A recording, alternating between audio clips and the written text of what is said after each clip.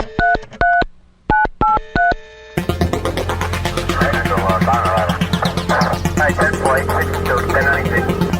don't know flag.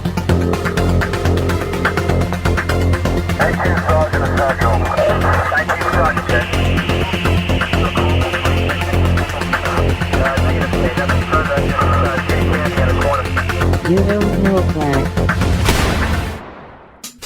Welcome to You Don't Know Flag, a podcast full of stories about retro gaming, retro computing, video games, arcade games, and technology from a guy who was there and still is. My name is Rob O'Hara, but for the next 30 minutes, you can call me Flag. Episode 149. Networks. Greetings and salutations, listeners, and welcome to another episode of You Don't Know Flack. Today is, let's look here, May 10th, 2014, and I am your host, Rob Flack O'Hara. On today's episode of You Don't Know Flack, we will be talking about computer networks, and I know that sounds like a horribly boring topic, but, I have old stories about everything, so hopefully this will be enjoyable. I've been away from the mic for a little bit. I have been out of town on a work trip in Las Vegas, and so that's a twofer. One is I recorded this entire podcast on a cassette tape, which I am now loading into a data set, which is connected to my Commodore 64, and I will be transferring the podcast over, but that might take a little bit. So we may have a longer than normal loading time going on. So let's go ahead and get that started. And while this is transferring over, we will begin this week's loading time. Loading time. Loading time. Loading time. So it is good to be back home. It's good to be back on the mic. Like I said, I've been in Las Vegas for a couple of weeks, attending a Microsoft Bootcamp put on by a third-party company, I guess you would say, a training company. I did not know what a boot camp was. That's not true. I didn't know what a boot camp was, but I never attended one. I've never experienced one. So what a boot camp is a short, condensed class in which you are fed data or information through a fire hose is the best way to explain it. Just rapid fire information over a short period of time for the goal of getting you to pass computer certification tests. Now, what are certification tests, or certs as we call them in the field? Certs are basically a certification that says, I know this. Now, in the computer field, a lot of times you say, well, how do you know this? And the reason you give is from experience. How do you know how to, work on routers? Well, because I worked on routers at my last job, and someone showed me how to do it, and I know how to do it, But a cert is a way where you can say, this company has information, Cisco or whoever has information, and I have learned all their information, and I have passed their test. So I am certified. I have a piece of paper that says, I know this information. Now, there are what we call paper certs and paper MCSEs, and I'll talk about that just a little bit here. But so I went to boot camp. By the way, I don't know if you can hear, there are birds outside my window. It is spring here in Oklahoma, and I have had a group of birds build a nest right outside my window. And not only are they there, but they're very loud and upset that I'm in my room here. I've pulled the shades down, but that has not dissuaded them. So if you can hear birds chattering and they're saying in bird language, please stop talking. So I'm going to have to work out some sort of agreement with the birds here. But anyway, so what I attended was a Microsoft boot camp, which is intended to get you your MCSA and MCSE in a period of 2 weeks. Now, if you're not familiar with certs and Microsoft certs in general, that sounds like a bunch of alphabet soup and may not sound impressive and or intimidating. The reality is Microsoft, and they change their certs. So that a long time ago, They had MCSA and MCSE, and it stood for Microsoft Certified Systems Administrator and System Engineer. So the lower one is like, basically you have a piece of paper that says, I'm qualified to run a network. And engineer is, I'm qualified to design a network. So, and the MCSE builds on the MCSA. So you got the MCSA first, and you built on top of that. Now, they went away from those initials and they came up with a very convoluted scheme over the last few years, and everybody hated it and everybody begged for them to change it back. And so they have changed it back. They are back to MCSA and MCSE, but in true Microsoft fashion, they don't stand for what they used to stand for. Now, MCSA is a Microsoft Certified Solutions Associate, and MCSE is Microsoft Certified Solutions Expert. They are identical to what they used to be. I mean, one is for the first certification is saying that you know how to run a network, and the last one is saying you know how to design one and implement everything that you've learned.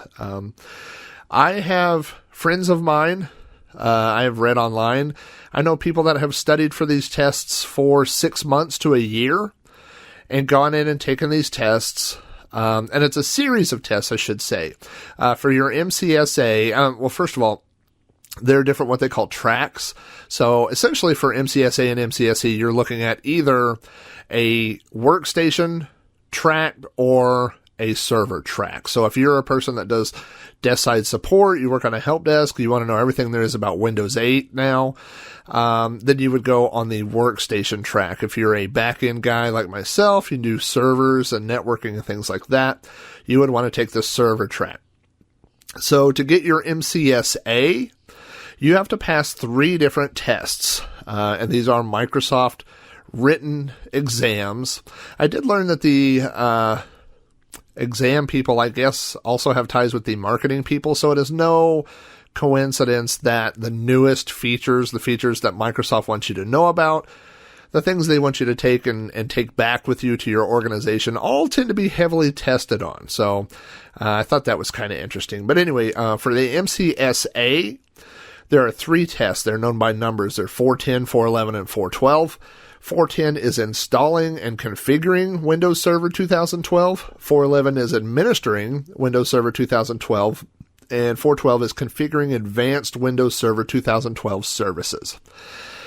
So you can take each one of these tests. Usually at the testing centers I go to, I believe it's $150 per test.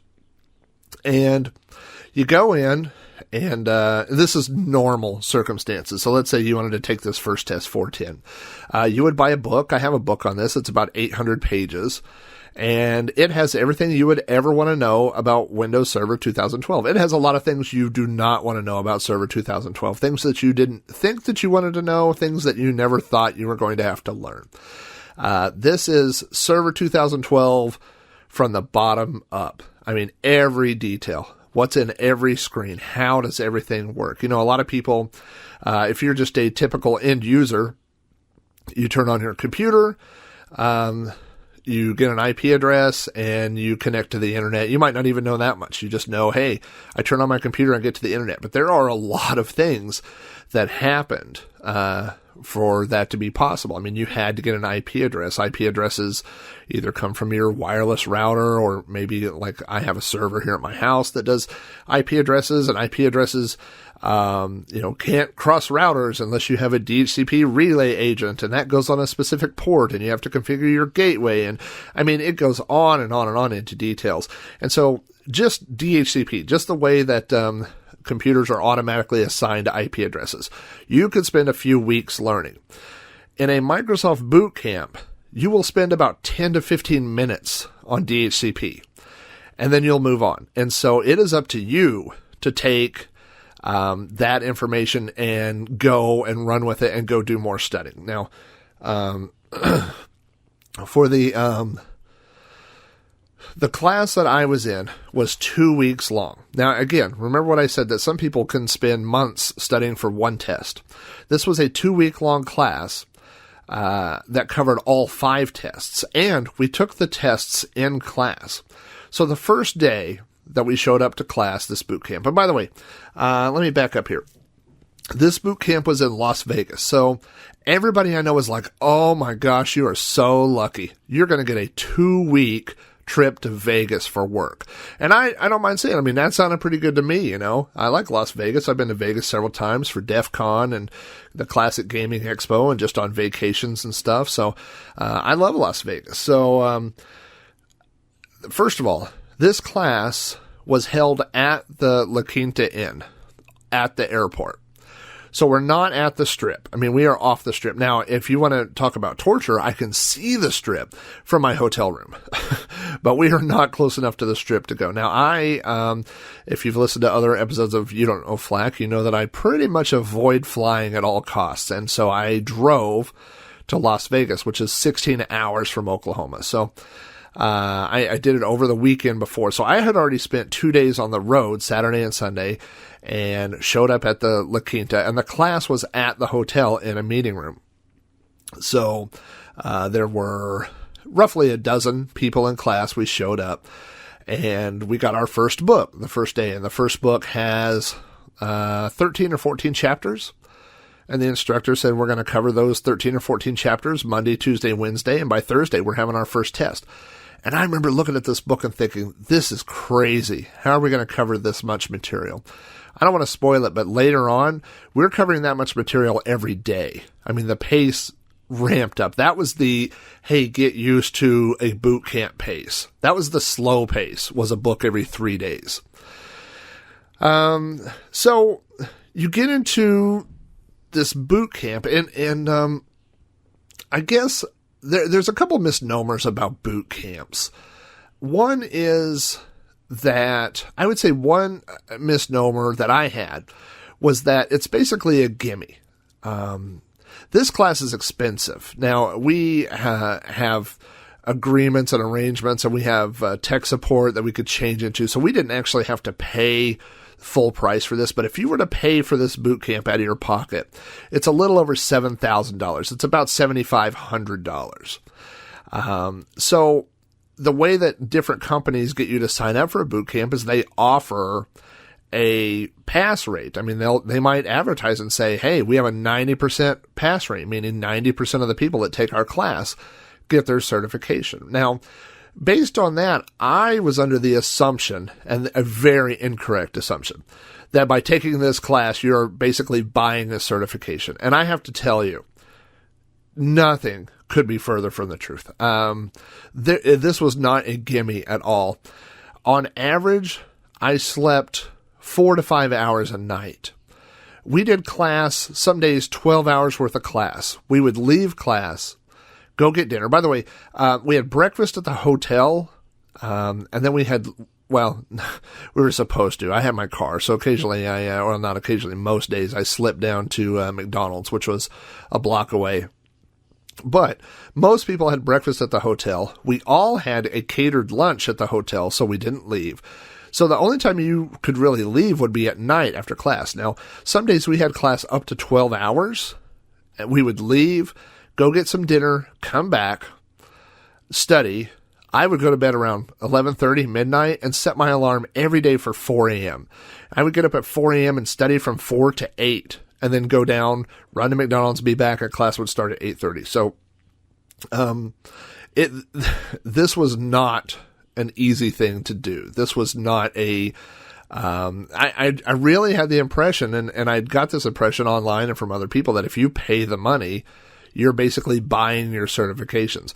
I will tell you this, my class for all 5 exams had less than a 50% pass rate. Now, I don't know how the company comes up with their pass rates, and I think it may be because you're allowed to retake classes and retake tests later, and so there were some people that said when they get back home they're going to retake tests, but it was very, very difficult to do. So that would be the biggest misnomer I had.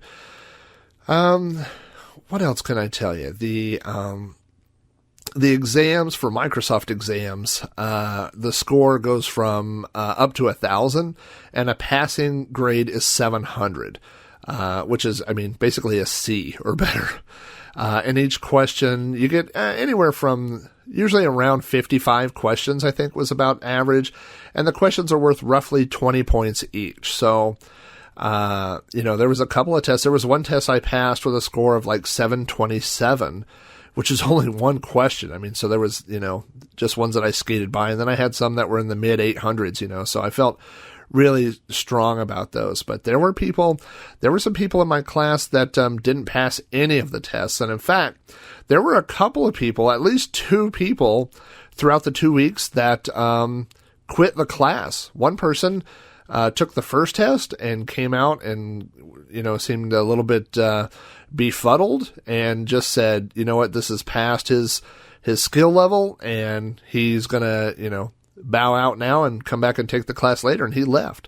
And we had another student later on in the second week that went AWOL. He just quit coming to class, and we went and looked at his hotel room, and he didn't answer the room, and he had actually driven, and they looked for his car and couldn't find his car. So apparently he just left and didn't tell anybody. So it's definitely a high pressure. There was one morning, it's like 5 a.m, and it was a morning of a test. And I've got 2 laptops open. I have the class laptop in my hotel room where I'm running through a practice exam, and I'm looking over, and I'm realizing that I don't know anything that's going to be on this test.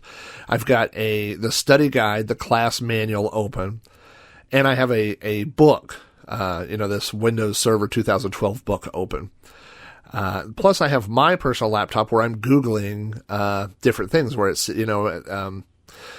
not everything that's on the exam is things that you may have had experience with. There was a lot of things on the later exams that had to do with setting up Hyper-V, which is Microsoft's virtual server environment, and I am familiar with VMware. I'm actually going to talk a little bit about that way later in this episode, but and this is things I've never had exposure to, and its terminology and settings, and it gets into some pretty detailed trivia, like what PowerShell command would you run to do this and this and this. There's one I remember specifically talking about what PowerShell command would you run if you have a server that has a RealFX 3D card and you want to enable RealFX video features on your virtual servers. This is not something that most people know or ever will need to know.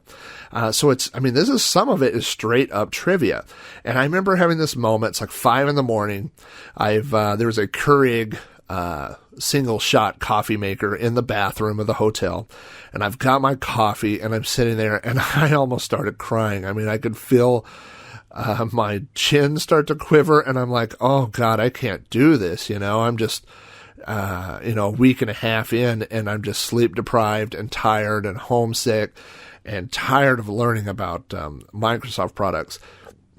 And I thought to myself, I can't do this, and I did do it. I did eventually do it, but I had this moment. There's a scene in, what is it? Real Genius, I think, where they're all studying. They're studying for finals, and they're in the library, and this guy just gets up and has a total freak out moment. He just starts screaming and yelling, and he runs out the library, and everybody kind of watches him, and then they turn the page and they go back to studying. And that's what I felt like. I was like, okay, you had your freak out moment. You got it passed. Let's get back to studying. And so I did pass all 5 exams. So I passed the first 3 and earned my MCSE. And then I passed the last 2. The last 2 tests we covered in 4 days.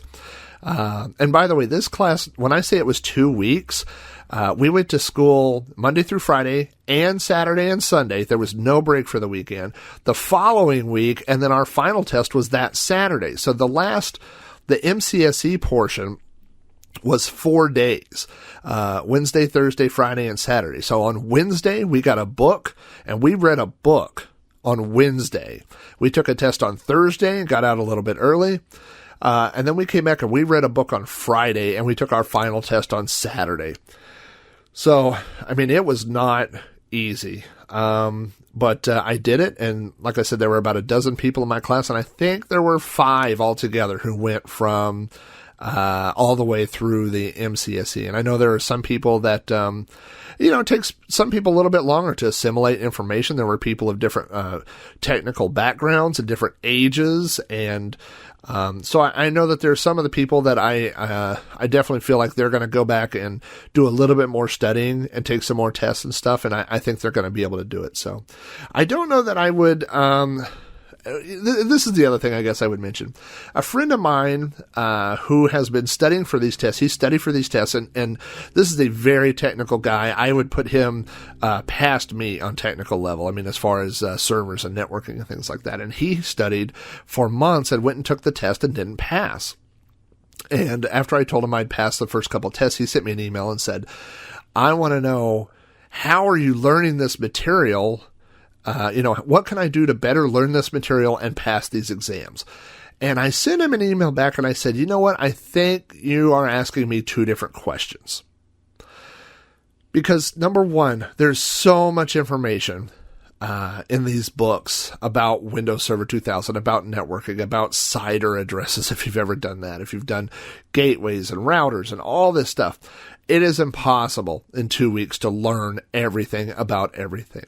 And so what a boot camp does, more than give you the answers, more than, help you. I mean, it's not cheating, but what it is it helps you focus on what is going to be on the exams.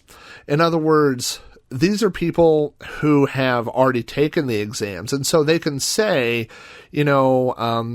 PowerShell is Microsoft's newest scripting language. And so they can tell you things like, we used to do things in Visual Basic. We don't do that anymore. Learn PowerShell. Learn more about PowerShell. And so they can kind of guide you into what to study on. And sometimes they're more specific than other times. I mean, they might say, it would be a good idea to really learn how to move a GPO from one domain to another using PowerShell. And so you go, I definitely need to learn that process. So sometimes it's specific. Other times it's, more generic, like, hey, you need to learn how, learn everything about Hyper-V, learn how failover clusters work and how round robin DNS works and all these different things. So it's not that they're giving you the answers for the test, but they are telling you what to study in a short amount of time. So I think, the boot camp is valuable for that. But I think if you spent a month learning, let's just say DNS on your own, so you get a book on DNS and you learn DNS inside and out, I don't think that necessarily means you can pass these exams, and vice versa.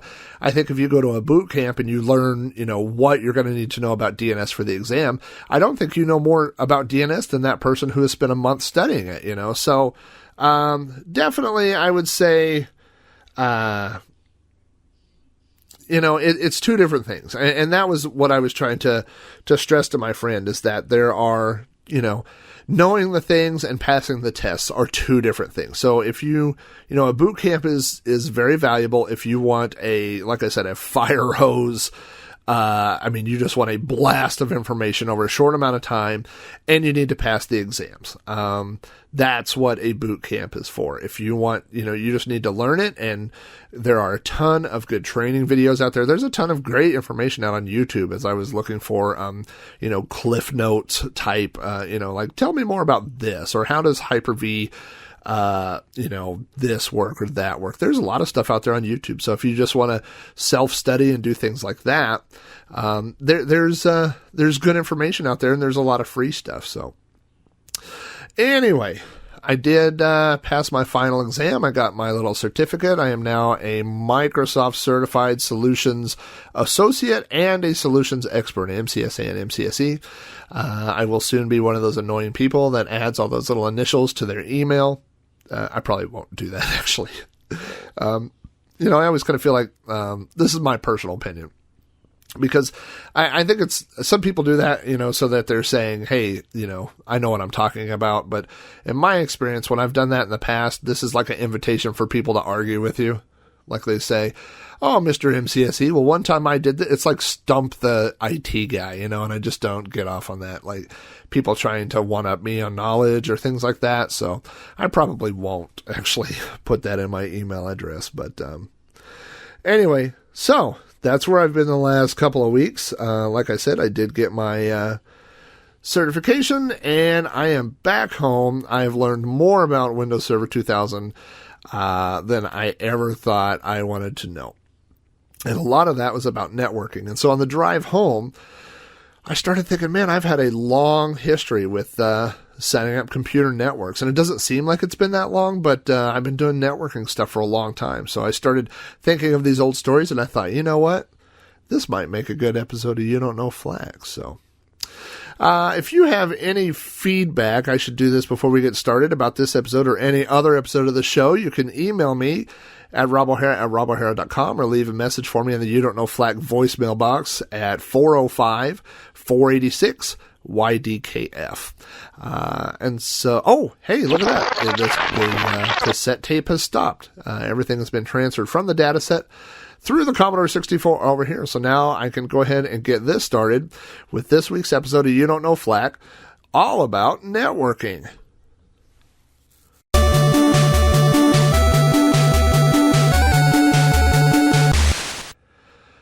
As I have mentioned many times on this show, my first experience with personal computers was with a TRS-80 Model 3, which my father purchased back in 1980.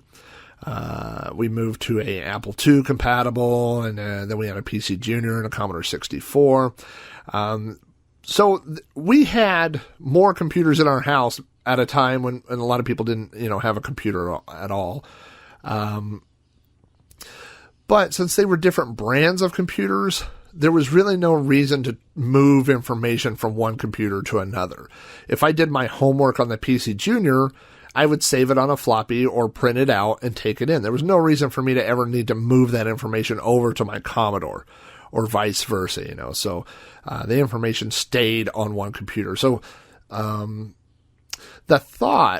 the concept of computer networking was beyond me at that point. Computer networking to me was modems. If I wanted to move something from one computer to another, I might send myself a message.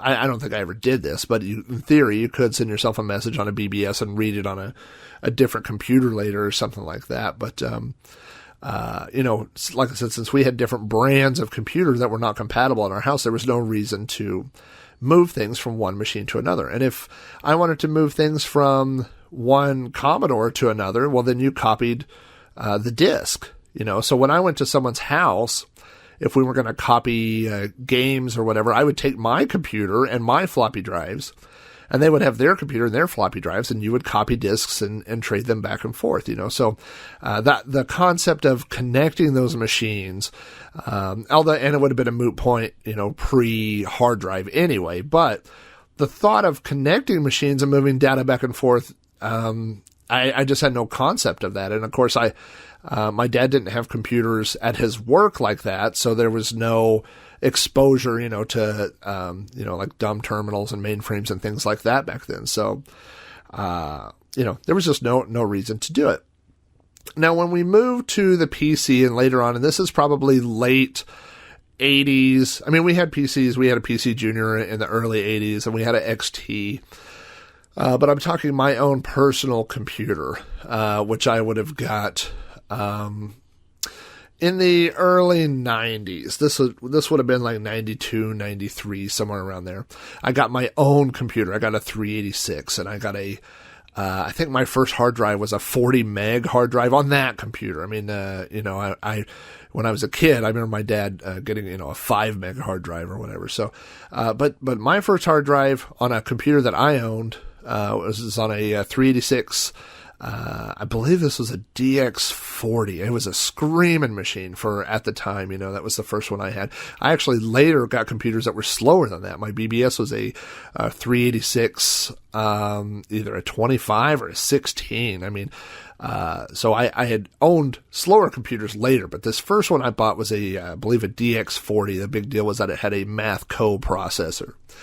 And I think my first hard drive was a 40 meg. And back then we used Stacker. I don't know if anybody remembers Stacker anymore, but Stacker was a software solution that allowed you to double the size of your hard drive. So basically it was like compressing a hard drive like you could do in Windows today. And Microsoft came up with Double Disk, which was their version of Stacker. Well, the funny thing about it was kind of like PK zip.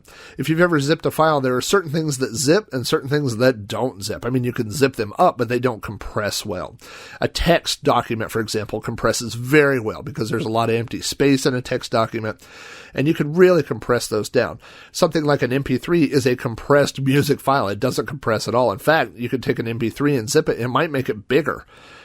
So, you know, and Stacker worked the same way. It compressed your hard drive. So if you had a 40 meg hard drive and you stacked it, it would be 80 meg. You'd be like, that's incredible. But as you put files on there, you didn't always get double the space. But, anyway, you know, around that time we were still trading information through floppies.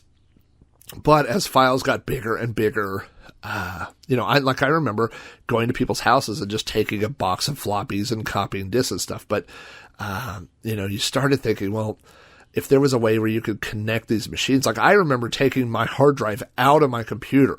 I took it to a guy's house and we hooked it up inside his computer and moved files over that way, you know. So there was still no easy way. And of course, this is way, way back in the days of dial-up. I don't even think I had a 14.4 at that point. I probably had like a 9600 baud modem maybe. So the first thing that I saw come out were these serial cables, like a null modem cable. And it was a cable that had a serial, you know, a female serial end on each end of this cable, 9-pin female. And this program, well, you could hook up modem programs, and basically you were sending information over a serial, you know, it's like over a modem cable, but instead of calling someone, you were connecting two PCs. Now, back then, I mean, a PC, this was a tower. I didn't know anybody that had a laptop at this point. So, you're dragging your tower and your monitor and all your crap, and you'd set it up at someone's house or whatever and use the serial cable. And it wasn't very friendly. But then the breakthrough that came was LapLink. And LapLink used a parallel cable. So a parallel, of course, has 25 pins, and it can move data. Is it 25 or 15? No, it's 25. But it can move data a lot faster. I mean, it's a much larger bus. And so you could hook, two computers up with LapLink, and you'd launch LapLink, and it would split the screen. I mean, this is DOS. This is a DOS program back then. And fire it up. You could boot off a boot disk and boot up into, like a floppy disk. You could have DOS on it and LapLink. There's enough room on one floppy for this.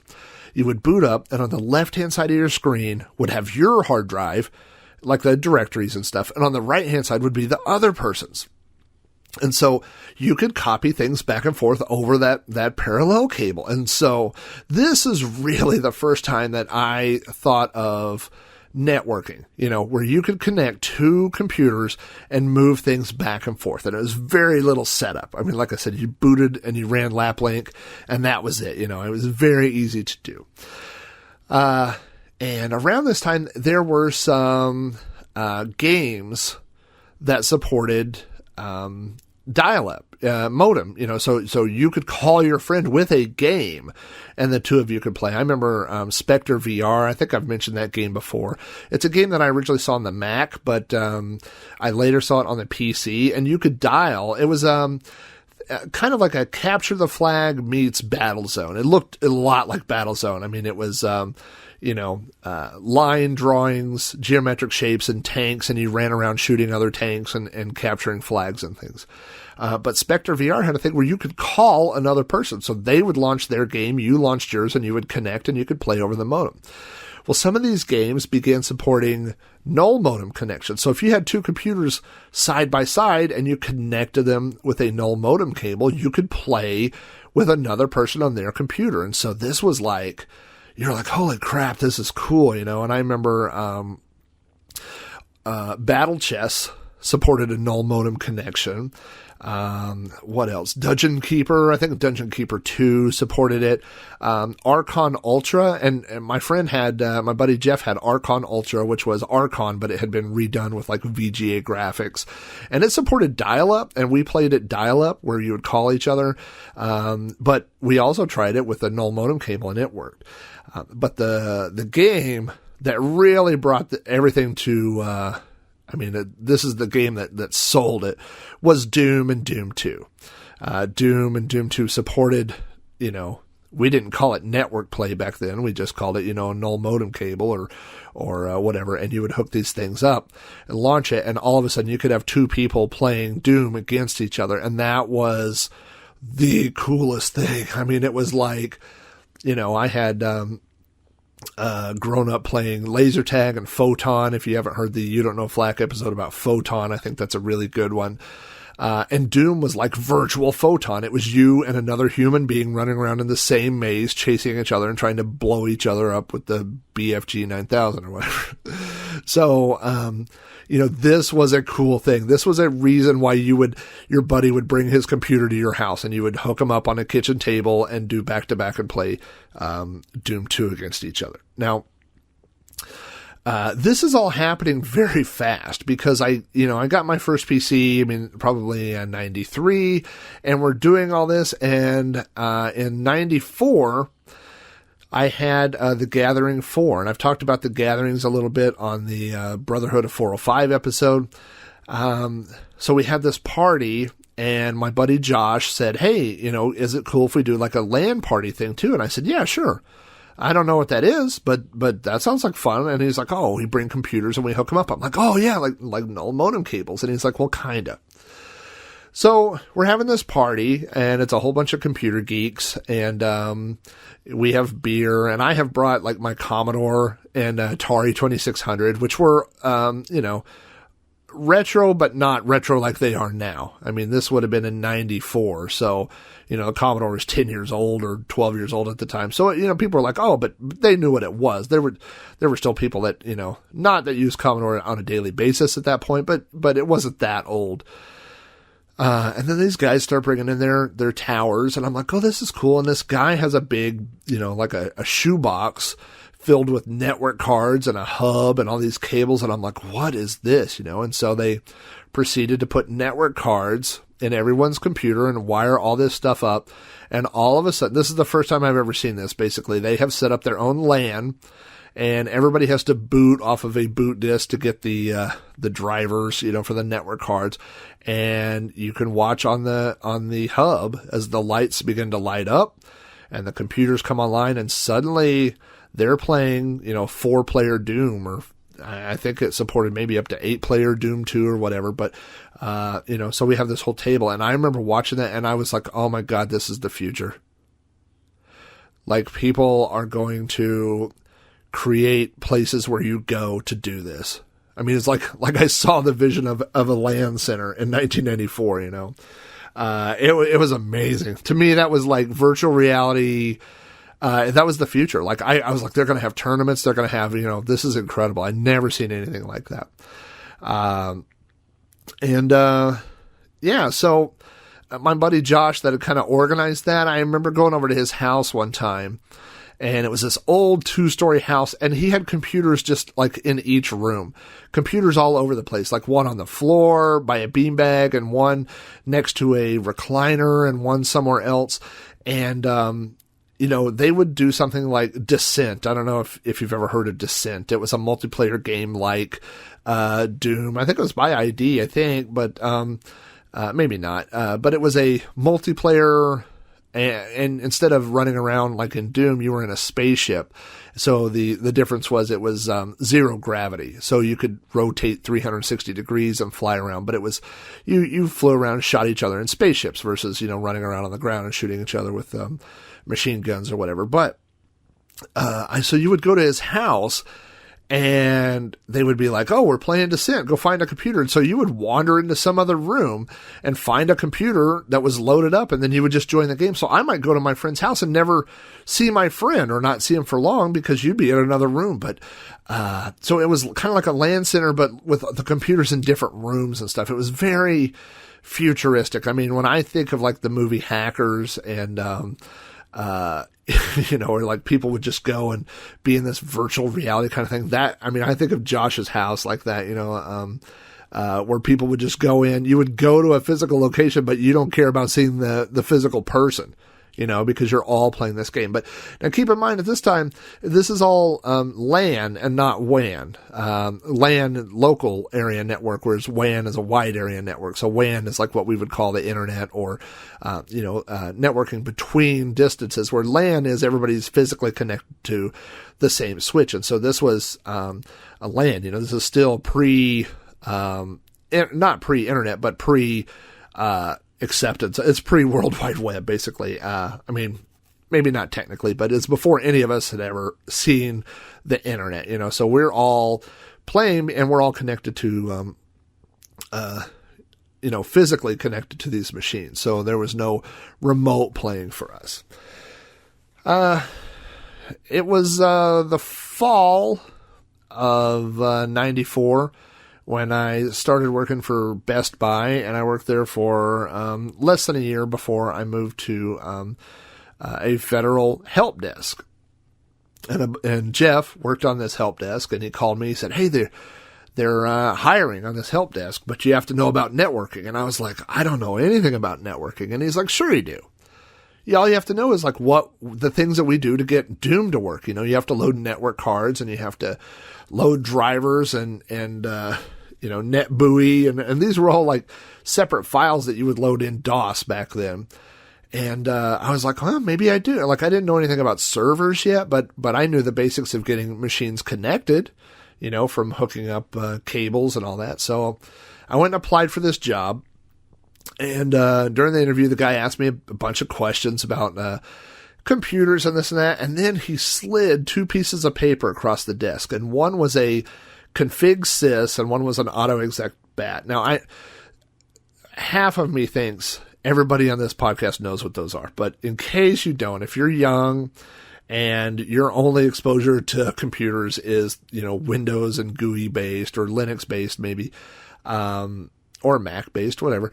Back in the DOS days, you had 2 boot up files. You had your config sys and your auto exec bat. And those were the files that you manually edited, and you would load your drivers. And there were all these little tricks because you were always trying to free up, how much RAM your machine had, but you had to load your mouse drivers and anything that you wanted to run to execute, you put in your auto exec. So, these were things that if you, grew up in DOS, that you, especially if you were a gamer or, a intermediate to advanced computer user, you knew how to modify your config sys and auto exec bat, or you knew somebody who would do it for you.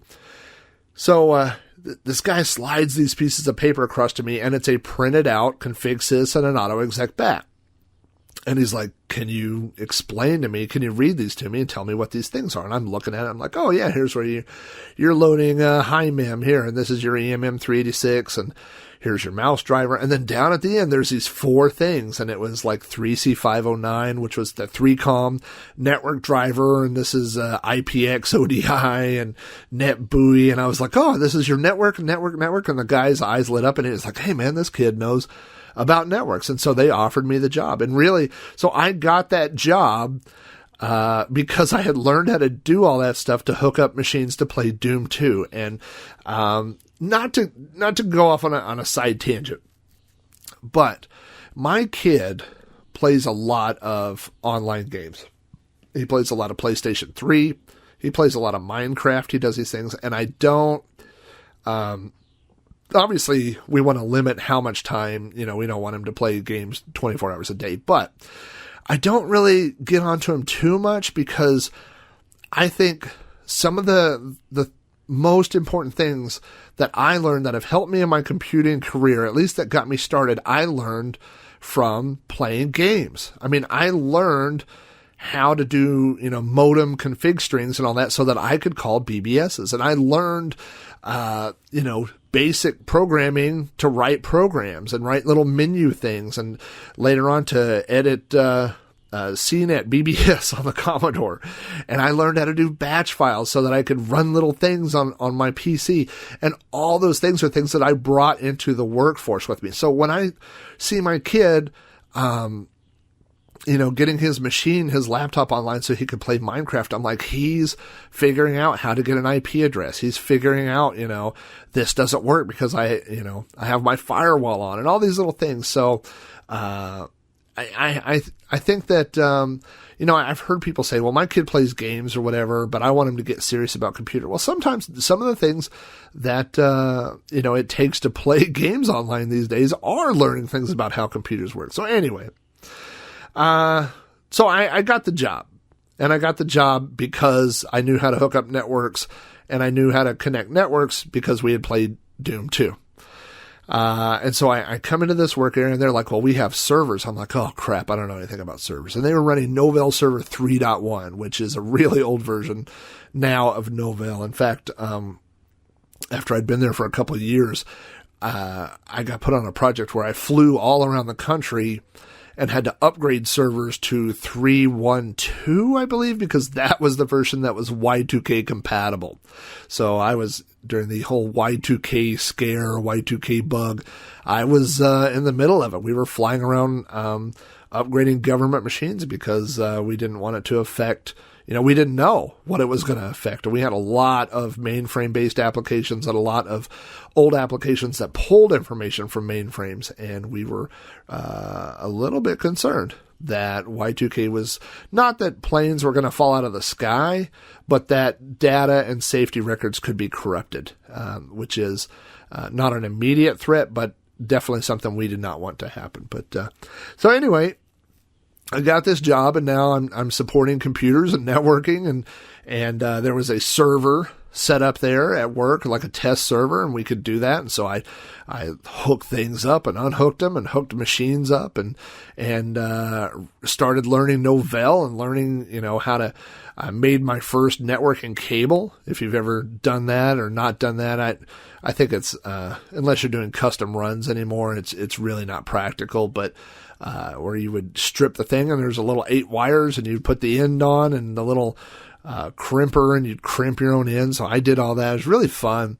And our networks were split between SMC cards and 3Com cards. And somebody eventually decided that we were going to be all 3Com. So we were going to get rid of, basically we were going to travel around the country, find all the SMC cards and yank them out and throw them away and replace them with 3Com. So that way everything would be standard.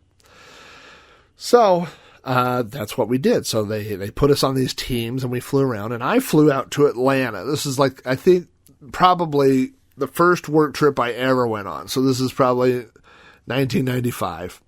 And I go out to Atlanta, and this office in Atlanta has hundreds of machines, and half of them have SMC cards and half have 3Com. So we found all the SMC cards, pulled them all out, replaced them with 3Com, and we ended up with, I don't know, maybe 100 SMC cards that were slated for the trash. And so they said, take these cards and throw them away. And I'm like, would it be cool if I kept a couple of them, because I have some computers at home and I want to hook up a network. And it was one of those things where they were like, well, you're not supposed to do that. This is government equipment and you're supposed to access it and throw it away. I mean, literally, this was not going to be used by anybody else. It was being thrown away. But tell you what, you can be the person in charge of taking it out to the trash, wink, wink. And I was like, okay, I'm reading between the lines here. So I got like 4 network cards. That was going to be enough for me.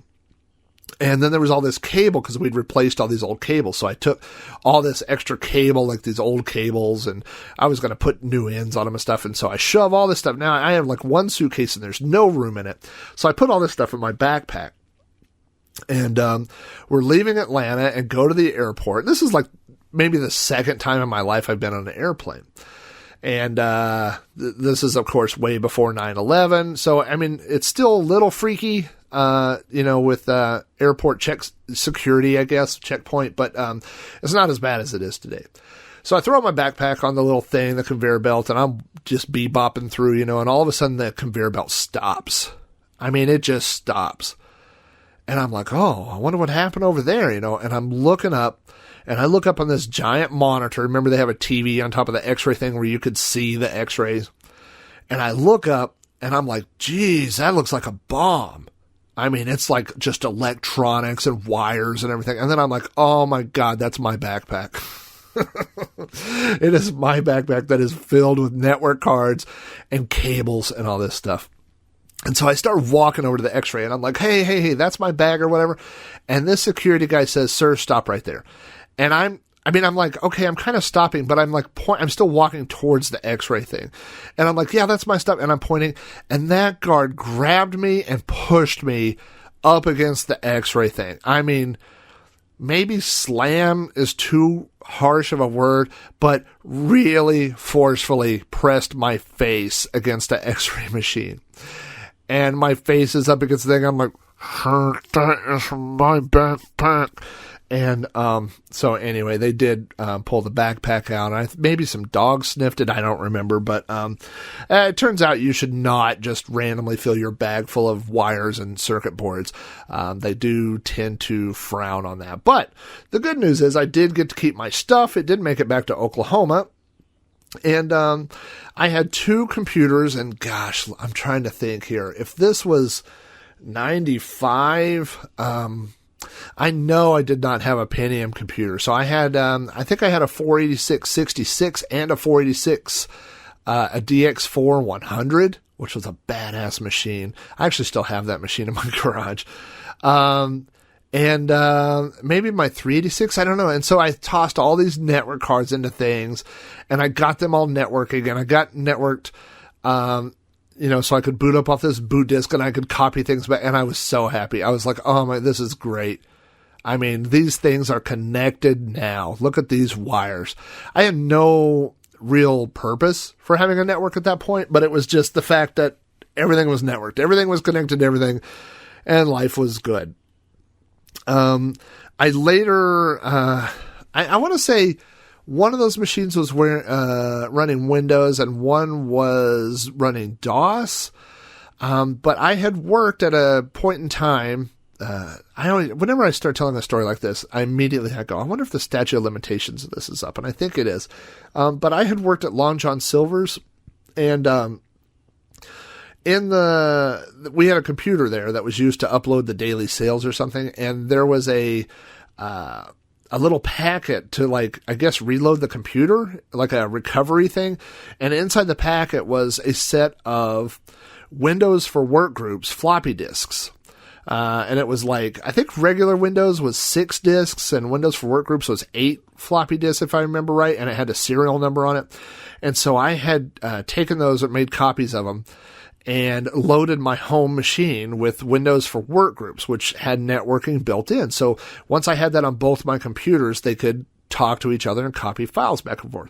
The only bad thing about this was that the splash screen, when I loaded my machine, said Windows for Workgroups, and then it said Long John Silver's. So they had branded it somehow. So anyway, I had my own Long John Silver's network at the house, apparently. But once I had Windows for Workgroups, it was you could copy files back and forth and do these little things. Again, I had no practical purpose for doing this, but it was just learning about networks and learning about, things like name resolution and host files and LM host files and all that good stuff that now networking people, well, a lot of it's archaic at this point, but just knowing how to put a gateway so the 2 machines would see each other, the same subnet mask or whatever. It was learning, it was learning about networks. I'm trying to think of other, I remember having to, I think one of the cards was set for half duplex and one was full duplex. And, like I said, it's just things that we take for granted now today. But, that was how I learned a lot of that stuff.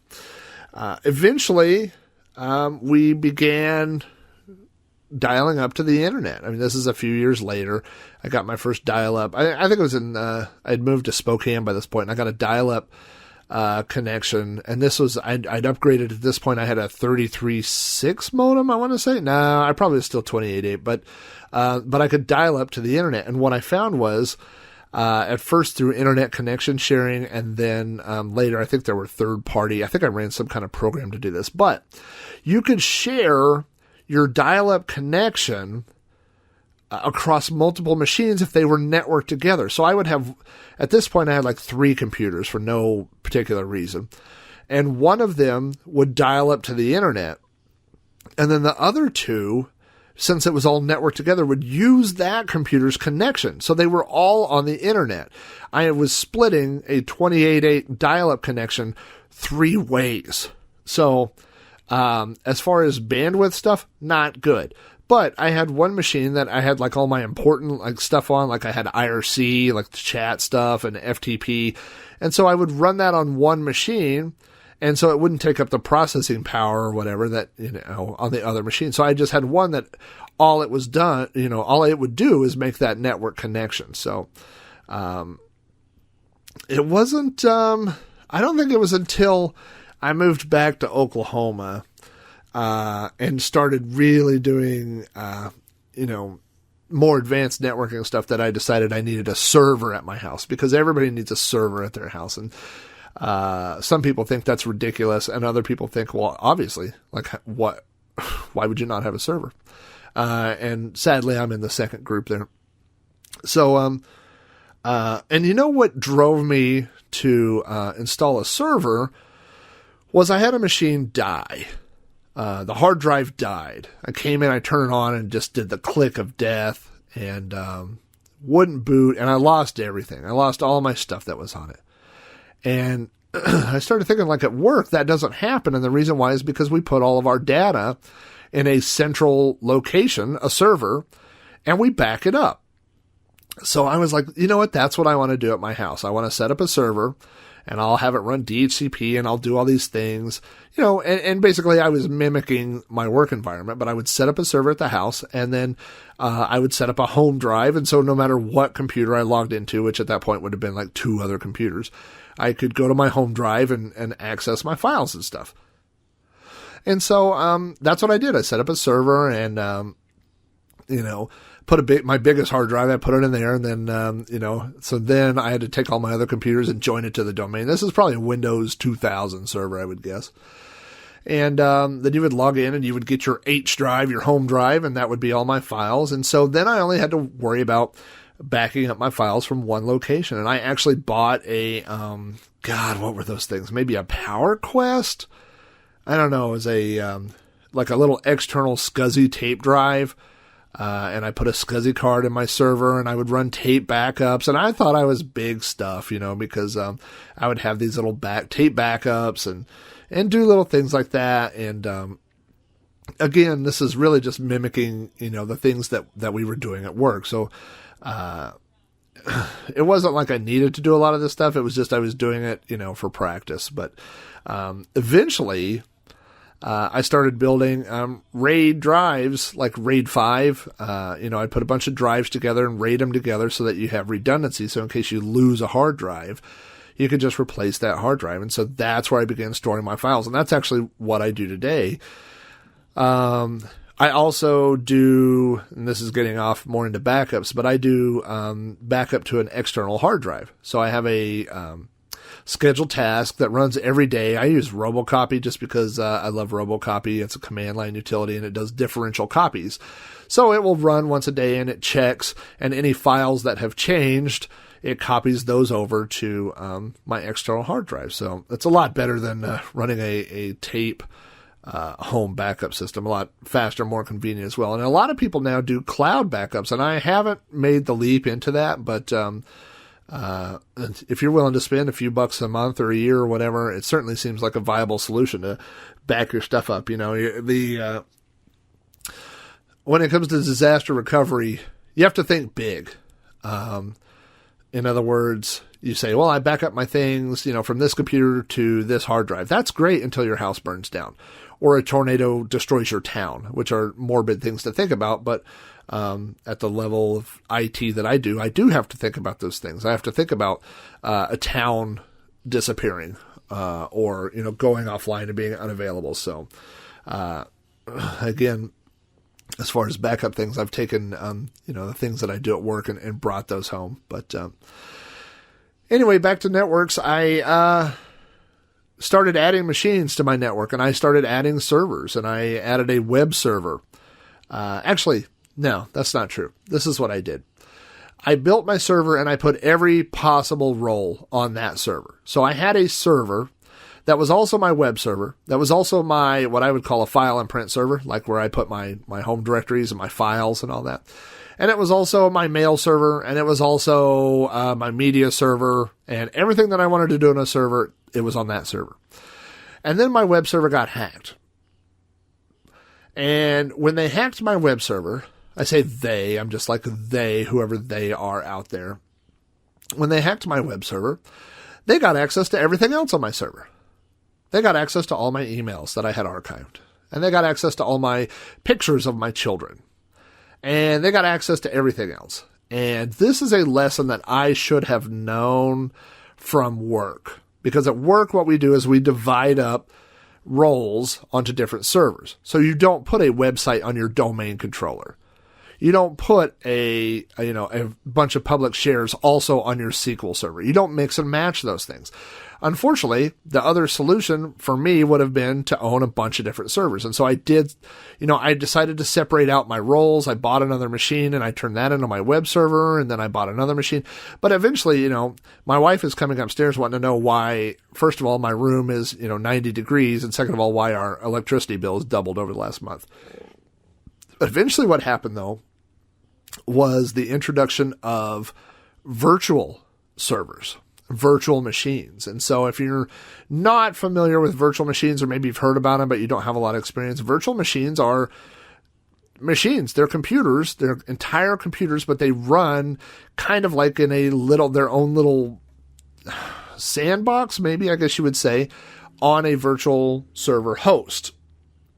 And so instead of having 4 machines that all have, let's say 4 gigs of RAM and hard drive space, you buy one really big machine with 16 gigs of RAM, and then you could set up all your little virtual machines on there. And actually, you could probably get away with something like 8 gigs of RAM, because those machines, unless they're all being utilized, aren't using all their RAM all the time. So you can kind of fudge a little bit on your specs and on your hardware. And that is what I eventually set up, and that's what I have today. So I have a big server with a ton of drive space. I have 2 different, I say a ton. It was a ton a few years ago when I built it. Now it doesn't seem to be that big. But I have 2 6 terabyte RAIDs that hang off there. One is just media, movies and music and ebooks and all that kind of good stuff. And the other one is home directories and pictures and all that stuff. And then I do have backups that run for my pictures on a nightly basis, or for my whole home drive, really, to external. So in case there is a fire here, I don't have to run out of the house with my whole everything. I can just grab that external drive, and that external drive gets backed up. It's in a rotation. So there's a copy of it here and there's a copy of it at work. And I do switch those out on a weekly basis. So in theory, if my house blows up tomorrow, then I would still have a backup that's no more than a week old. But I do still have a web server, and I still have a mail server, and I have these other things, but they're all virtual now, and they run on this one server. And those virtual machines also get backed up. So I'm very much into backups. I don't like losing data. But that stuff is all networked. And now, the biggest advent in networking in the past 5 or 10 years, I would say, is wireless. So when I started playing around with networks, everything had to be wired. You had to put a card in, and you had to run a wire. And in my other house, I had a media server hooked up to my TV downstairs, but my server was upstairs. And I literally had to run cable down through the wall and make a little hole and poke this cable out so I could plug it into this server and do all this. And then when I got wireless, my wireless wasn't fast enough to stream movies across the wireless. But today, everything's wireless. I have a laptop upstairs. I have a laptop downstairs. My wife has her laptop. My son has his laptop. We have all kinds of iPads and iPhones and it's all wireless. So it's all networked together. It all comes through the wireless router, and eventually, my server, of course, is wired to the router. And then in my actual server room, I've got a 8-port switch, and I'm trying to think what else hooked up to that. I've got a couple computers in there. The PlayStation's wired to that. At one point I had a hub or a switch that was just for, the Xbox and the PS2 and the PS3. And, and today everything is connected on the network, and we're starting to see what they call, the Internet of Things. I don't know if you've seen that term, but that is, the next generation of things, like appliances, like refrigerators and washing machines and home, your deadbolt. I've seen the deadbolt hookup, but this is all these things talking on the internet so that they're accessible from your phone or remotely. But the way all that works is that it has to connect to your home network first, and then it networks out to the internet to a server that's reachable publicly. So we have come a long way since, like I said, those first networks, the very first, the desire to hook up two machines with lap link so that I could copy a file that was too big to fit on a floppy, and that was, you could say 94, and here we are 20 years later, and now, files that, would fit on multiple floppies or this and that, now I just email them or copy them over the wireless. Now, files that are unfathomable, unbelievably, I don't know. Files that seem gigantic. 20 years ago, who could have imagined 800 meg movie files and moving those around like they're nothing, or pictures. The pictures that, I have an 8 gig SD card in my camera that I fill up, every now and then, and I dump all those pictures off. And the thought of 8 gig of storage just for pictures, the thought of 8 gig, it was just mind blowing back then. So, but yeah, we're at the point now where, everything seems to be networked together, and, even if you have a peer-to-peer wireless network or, anything like that, it's come a long way from just wanting to do it and playing games, for being the basic purpose, to copying a file, to having, everything be online today. So I think that pretty much sums up my history of networking. I've got networking on the brain right now from this certification, but I feel like I've flushed it out, and now we can move on next week to another topic. That wraps up another episode of You Don't Know FLAC. Thanks so much for tuning in.